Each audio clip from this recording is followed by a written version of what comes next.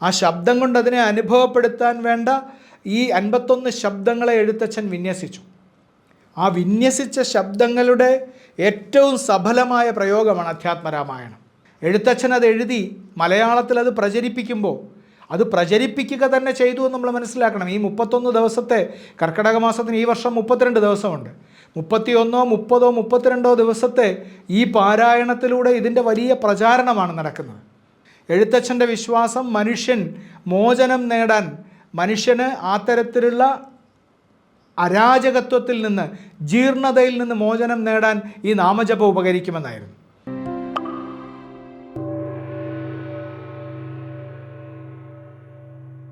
നമുക്ക് എഴുത്തച്ഛനെ മറന്നുകൊണ്ട് നമുക്ക് കേരളത്തിൽ ജീവിക്കുക സാധ്യമല്ല. നമ്മൾ എഴുത്തച്ഛനെ മറക്കുക എന്നാൽ നമ്മൾ നമ്മളെ തന്നെ മറക്കുക എന്നാണ്. അപ്പോൾ നിങ്ങൾ വിചാരിക്കും ഈ രാജ്യത്ത് ജീവിച്ചു വളർന്നിട്ടുള്ള എല്ലാവരും എഴുത്തച്ഛനെ വായിച്ചിട്ടില്ലല്ലോ എന്ന്. ഇത് കേൾക്കുന്ന നിങ്ങൾ വിചാരിക്കും ഞാൻ എഴുത്തച്ഛനെ വായിച്ചിട്ടില്ലല്ലോ എന്ന്. ഒരു സംശയവും വേണ്ട, വായിക്കാത്തവരിലും എഴുത്തച്ഛൻ പ്രവർത്തിച്ചുകൊണ്ടിരിക്കുന്നു. ഞാനീ സംസാരിക്കുന്ന ഭാഷ, ഇന്ന് ഞാൻ ഈ നിങ്ങളോട് സംസാരിക്കുന്ന ഭാഷ എഴുത്തച്ഛൻ എനിക്ക് സൃഷ്ടിച്ചു തന്ന ഭാഷയാണ്. ഇന്ന് ഞാൻ ഈ സംസാരിക്കുന്ന ഭാഷ എഴുത്തച്ഛൻ എനിക്ക് സൃഷ്ടിച്ചു തന്ന ഭാഷയാണ്. നിങ്ങൾ സംസാരിക്കുന്ന ഭാഷ എഴുത്തച്ഛൻ സൃഷ്ടിച്ച ഭാഷയാണ്. നിങ്ങൾ വിചാരിക്കുന്നുണ്ടാവും ഞങ്ങളതിൽ ഏറ്റവും ന്യൂ ജനറേഷൻ പദങ്ങൾ കലർത്തിയാണല്ലോ സംസാരിക്കുന്നത്. ആ ന്യൂ ജനറേഷൻ പദങ്ങൾ എഴുത്തച്ഛനോ അതിന് തുല്യമായിട്ട് ആ കാലത്തോ ഉള്ളവർ സൃഷ്ടിച്ചിട്ടുണ്ട് കേട്ടോ. നിങ്ങളതിനെ സന്ദർഭം മാറ്റി പ്രയോഗിക്കുന്നു എന്നേ ഉള്ളൂ. നമ്മളിപ്പോൾ ഏറ്റവും മനോഹരമായത് എന്ന് പറയാൻ ഏറ്റവും ഭയങ്കരം എന്ന് നമ്മൾ പറയുമ്പോൾ നമ്മളതിനെ സന്ദർഭം മാറ്റി അതിൻ്റെ അർത്ഥത്തിന് വ്യതിചലനം വരുത്തി ഉപയോഗിക്കുന്നുള്ളൂ. പക്ഷേ വാക്ക് എഴുത്തച്ഛൻ നേരത്തെ സൃഷ്ടിച്ചു വെച്ചിരിക്കുന്നു. ഈ ഭയങ്കരം എന്ന വാക്ക് സൃഷ്ടിച്ചു വെച്ചിരിക്കുന്നു. നമ്മളീ കാണുന്ന സകല നമ്മളുടെ പദങ്ങളുടെ എല്ലാം അടിസ്ഥാന സ്വഭാവം എഴുത്തച്ഛൻ സൃഷ്ടിച്ചിരിക്കുന്നു. ആ എഴുത്തച്ഛൻ അത് സൃഷ്ടിച്ചത് അധ്യാത്മരാമായണത്തിലൂടെയാണ്. എഴുത്തച്ഛനെ കുറിച്ച് പറയുമ്പോൾ എഴുത്തച്ഛൻ ഹരിനാമകീർത്തനം ആദ്യമേ എഴുതി എന്ന് പറയും. തർക്കമുണ്ട്, അത് എഴുത്തച്ഛൻ്റെ ആണോ എന്ന് തർക്കമുണ്ട്. പക്ഷേ വ്യക്തിപരമായി പറഞ്ഞാൽ എനിക്ക് തോന്നുക അത് എഴുത്തച്ഛൻ്റെ ആണ് എന്ന് വിശ്വസിച്ച് മുമ്പോട്ട് പോകുന്നതാണ് നല്ലത് എന്ന് തോന്നും. കാരണം അതിൽ ഭാവിയിൽ വരാനിരിക്കുന്ന അധ്യാത്മരാമായണത്തിൻ്റെയും മഹാഭാരതത്തിൻ്റെയും വലിയ പ്രകടമായ ക്രിയാത്മകമായ അംശങ്ങൾ അടങ്ങിയിരിക്കുന്നത് നമുക്ക് കാണാം, രചനാത്മകമായ അംശങ്ങൾ. അത് എഴുതിയത് അക്ഷരം പഠിപ്പിക്കാനാണ് മലയാളികളെ. ഈ നമ്മളുടെ 51 അക്ഷരങ്ങൾ എഴുത്തച്ഛൻ സൃഷ്ടിച്ചതാണ് എന്ന് പറയും. വൈയാകരണന്മാരായിട്ടുള്ള ആളുകൾ, വലിയ ഭാഷാ വിദഗ്ധന്മാർ അതിനോട് ശക്തമായി വിയോജിക്കുന്നുണ്ട്. അങ്ങനെ സൃഷ്ടിച്ചതൊന്നുമല്ല എന്നവർ കാര്യകാരണ സഹിതം നമ്മളെ ബോധ്യപ്പെടുത്തി തരും.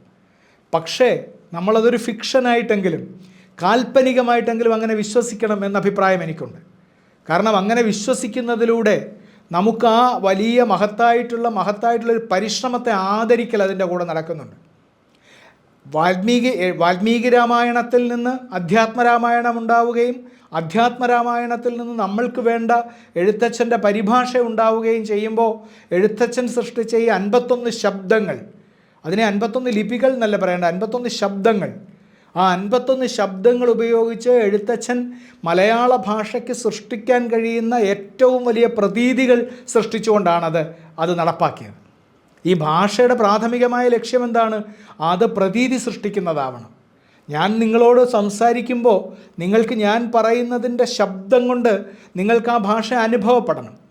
ആ ശബ്ദം കൊണ്ട് അതിനെ അനുഭവപ്പെടുത്താൻ വേണ്ട ഈ 51 ശബ്ദങ്ങളെ എഴുത്തച്ഛൻ വിന്യസിച്ചു.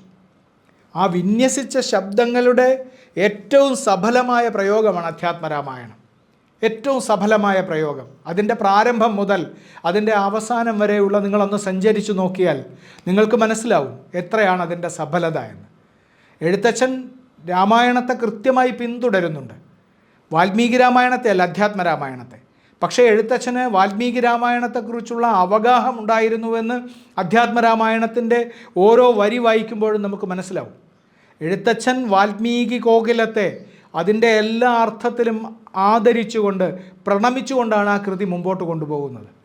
ശ്രീരാമൻ്റെ ജനനം മുതൽ എഴുത്തച്ഛൻ അതിൽ അധ്യാത്മരാമായണത്തിൻ്റെ ഭാഗമായിട്ട് ഉമാമഹേശ്വര സംവാദം എന്ന ബാലകാണ്ഡത്തിൽ ആദ്യം തന്നെ ഉമാമഹേശ്വര സംവാദം എന്ന ഭാഗം ചേർത്തിട്ടുണ്ട്.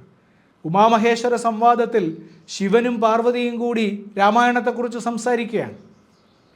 അത് സംസാരിക്കുമ്പോൾ എഴുത്തച്ഛൻ അവിടെയാണ് പറയുന്നത്, എനിക്ക് ഈ ഭാഷ, ഈ കാനനത്തിൽ എങ്ങനെയാണോ ശിവൻ ദിഗംബര നടനം നടത്തുന്നത് അതുപോലെ എന്നിൽ ഈ ഭാഷ വന്നുദിക്കണമേ എന്ന് അദ്ദേഹം പറയുന്നുണ്ട്. എന്ന് പറഞ്ഞാൽ ഈ ദിഗംബര നടനം എന്ന് പറയുന്നതിന് വലിയ ഒരർത്ഥമുണ്ട്. ഈ ദിഗംബര നടനം എന്നത് ദിക്കുകളുമായിട്ട് ലയിച്ചു ചേർന്നിരിക്കുന്നതാണ്. നമ്മളതിനെ വസ്ത്രമില്ലാതെ എന്ന് പറയുന്ന ഒരു പ്രാഥമിക അർത്ഥത്തിൽ നമ്മളതിനെ കണ്ടുകളയും. പക്ഷേ ദിഗംബര നടനം എന്നതിന് നമ്മളതിന് എല്ലാ ദിക്കുകളിലേക്കും ലയിച്ചിരിക്കുന്നു. എൻ്റെ ഭാഷ ഈ ദിക്കുകളെയെല്ലാം ലയിപ്പിച്ച് അതിനും അതീതമായിട്ട് വാരിധിയിൽ തിരമാലകൾ വരുന്നത് പോലെ, കടലിൽ തിരമാലകൾ വരുന്നത് പോലെ എന്നിലേക്ക് ഈ ഭാഷ വരണം എന്നാണ്. ആ ഭാഷ വരാൻ വേണ്ടിയിട്ടുള്ള വലിയ പരിശ്രമമാണ് അതിന് മുമ്പ് നടക്കുന്നത്. ഈ ഭാഷ അങ്ങനെ വരണം. എഴുത്തച്ഛൻ അത് എഴുതി മലയാളത്തിൽ അത് പ്രചരിപ്പിക്കുമ്പോൾ അത് പ്രചരിപ്പിക്കുക തന്നെ ചെയ്തു എന്ന് നമ്മൾ മനസ്സിലാക്കണം. ഈ 31 ദിവസത്തെ കർക്കിടക മാസത്തിന് ഈ വർഷം 32 ദിവസമുണ്ട്. 31, 30, 32 ദിവസത്തെ ഈ പാരായണത്തിലൂടെ ഇതിൻ്റെ വലിയ പ്രചാരണമാണ് നടക്കുന്നത്. അത് പ്രചരിപ്പിക്കുമ്പോൾ എഴുത്തച്ഛൻ്റെ മുന്നിലുണ്ടായിരുന്ന മറ്റൊരു വലിയ ലക്ഷ്യം കൂടിയുണ്ട്. ആ ലക്ഷ്യം എന്താ? എഴുത്തച്ഛൻ ജീവിച്ച കാലത്തെ അരാജകപൂർണമായിട്ടുള്ള ജീവിതത്തിൽ നിന്ന്, കഠിനമായ അരാജകത്വത്തിൽ നിന്ന്, കഠിനമായ ലോഭമോഹങ്ങളുടെ ആധിപത്യത്തിൽ നിന്ന് ജനങ്ങളിലേക്ക് പ്രവേശിച്ചു പോയ വലിയ അന്ധതയിൽ നിന്ന് അതിനെ മോചിപ്പിക്കുക എന്നൊരു ലക്ഷ്യം കൂടിയുണ്ട്. ആ ലക്ഷ്യത്തിന് വേണ്ടി കൂടിയാണ് എഴുത്തച്ഛൻ അത് എഴുതുന്നത്. അതുകൊണ്ടാണ് എഴുത്തച്ഛൻ മര്യാദാ പുരുഷോത്തമനായ ശ്രീരാമനെ അന്വേഷിക്കുന്നത്. വാൽമീകിയുടെ രാമൻ തീർത്തും ഒരു മനുഷ്യനാണ്. വാൽമീകിയുടെ രാമൻ ഒരിടത്തും ഞാൻ ദൈവമാണെന്ന് അവകാശപ്പെടുന്നില്ല, ഞാൻ അവതാരമാണെന്ന് അവകാശപ്പെടുന്നില്ല. അവതാരമാണ് എന്ന് അദ്ദേഹത്തോട് നിർദ്ദേശിക്കുന്നവരോട് വാൽമീകിയുടെ രാമൻ പറയുന്നത്, ഞാനൊരു സാധാരണ മനുഷ്യനാണ്, ഞാൻ ദശരഥൻ്റെ മകനായിട്ടുള്ള രാമനാണ് എന്നാണ് അദ്ദേഹം പറയുന്നത്. പക്ഷേ എഴുത്തച്ഛൻ്റെ രാമൻ ആദ്യന്തം അവതാരമാണ്. അദ്ദേഹത്തോട് പലതവണ തുടക്കം മുതൽ പലർ വന്ന് അദ്ദേഹത്തോട് നിങ്ങൾ അവതാരമാണ് എന്ന് രാമനോട് പറയുകയും, അങ്ങ് അവതാരമാണ്, അങ്ങയെ ഞങ്ങൾ കീർത്തിക്കുന്നു എന്ന് പറഞ്ഞിട്ട് എഴുത്തച്ഛൻ പ്രാർത്ഥനയുടെ വലിയ മാല കോർത്ത് നമുക്ക് സമ്മാനിക്കുകയും ചെയ്യുന്നു. പ്രാർത്ഥനയുടെയും നാമജപത്തിൻ്റെയും വലിയ മാല കോർത്ത് നമുക്ക് സമ്മാനിച്ചുകൊണ്ടാണ് എഴുത്തച്ഛൻ അധ്യാത്മരാമായണം എഴുതിയിരിക്കുന്നത്. അതെന്തുകൊണ്ട് എഴുത്തച്ഛൻ ചെയ്തു എന്ന് ചോദിച്ചാൽ എഴുത്തച്ഛൻ്റെ വിശ്വാസം മനുഷ്യൻ മോചനം നേടാൻ, മനുഷ്യന് ആ തരത്തിലുള്ള അരാജകത്വത്തിൽ നിന്ന്, ജീർണതയിൽ നിന്ന് മോചനം നേടാൻ ഈ നാമജപം ഉപകരിക്കുമെന്നായിരുന്നു.